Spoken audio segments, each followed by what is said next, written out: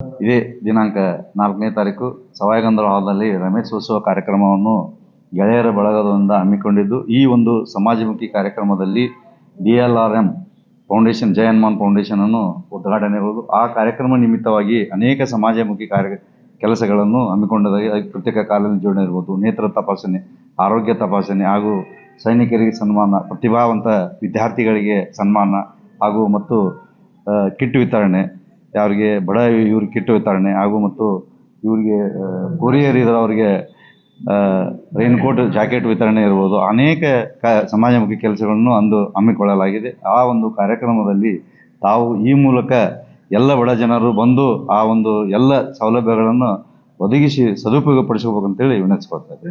ಅವತ್ತು 11 ಗಂಟೆಗೆ ಉದ್ಘಾಟನೆ ಸಮಾರಂಭ ಇದೆ. ಆ ಸಮಾರಂಭದಲ್ಲಿ ಕಾರ್ಯಕ್ರಮ ಉದ್ಘಾಟನೆಯನ್ನು ಜನಪ್ರಿಯ ಶಾಸಕರಾದಂಥ ಶ್ರೀ ಮಹೇಶ್ ತೆಂಗಿನಕಾಯಿರವರು ಉದ್ಘಾಟಿಸರು ಮತ್ತು ಮಾನ್ಯ ಸಚಿವರಾದಂಥ ಕಾರ್ಮಿಕ ಸಚಿವರಾದಂಥ ಮಾನ್ಯ ಸಂತೋಷ್ ಲಾಡ್ಜಿ ಅವರು ಕಾರ್ಯಕ್ರಮದ DLRM ಫೌಂಡೇಶನ್ದ ಲಾಂಛನೆಯನ್ನು ಬಿಡುಗಡೆಗೊಳಿಸ ಈ ಕಾರ್ಯಕ್ರಮದಲ್ಲಿ ದಿವ್ಯ ಸಾನ್ನಿಧ್ಯವನ್ನು ನಮ್ಮ ರುದ್ರಾಕ್ಷಿ ಮಠದ ಸ್ವಾಮಿಗಳು, ಬಸವಲಿಂಗ ಸ್ವಾಮಿಗಳು ವಹಿಸೋರು ಮತ್ತು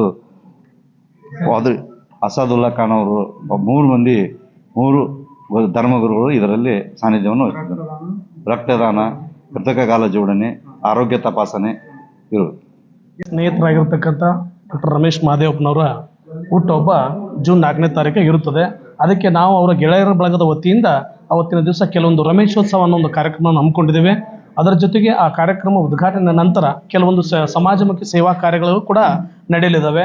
ಉಚಿತ ಆರೋಗ್ಯ ತಪಾಸಣೆ. ಈ ಉಚಿತ ಆರೋಗ್ಯ ತಪಾಸಣೆ ಅಂದರೆ ಜಸ್ಟ್ BP, ಶುಗರ್ ಚೆಕ್ ಮಾಡುವಂಥದ್ದಲ್ಲ, ಪೂರಾ ಬಾಡಿ ಚೆಕ್ ಮಾಡುವಂಥದ್ದು ಇರ್ತದೆ. ಒಬ್ಬರಿಗೆ ಸುಮಾರು 18,000 ರಿಂದ 20,000 ರೂಪಾಯಿ ವೆಚ್ಚ ಆಗುವಂಥ ಉಚಿತ ಆರೋಗ್ಯ ತಪಾಸಣೆ ಒಬ್ಬರಿಗೆ. ಅದು ರಮೇಶ್ ಮಹದೇವಪ್ಪನ ಹುಟ್ಟುಹಬ್ಬದ ಅಂಗವಾಗಿ ನಾವು ರಮೇಶ್ ಬಳಗದ ಗೆಳೆಯರ ಬಳಗದಿಂದ ನಾವು ಎಲ್ಲ ಮಾಡ್ತಾ ಇದ್ದೇವೆ. ರಮೇಶ್ ಮಹದೇವಪ್ಪನವರು ಸುಮಾರು ವರ್ಷಗಳಿಂದ ತಮ್ಮ ಹುಟ್ಟುಹಬ್ಬದ ಅಂಗವಾಗಿ ಏನಾದರೂ ಒಂದು ಸಮಾಜಮುಖಿ ಕೆಲಸಗಳನ್ನು ಮಾಡ್ತಾ ಇದ್ದಾರೆ.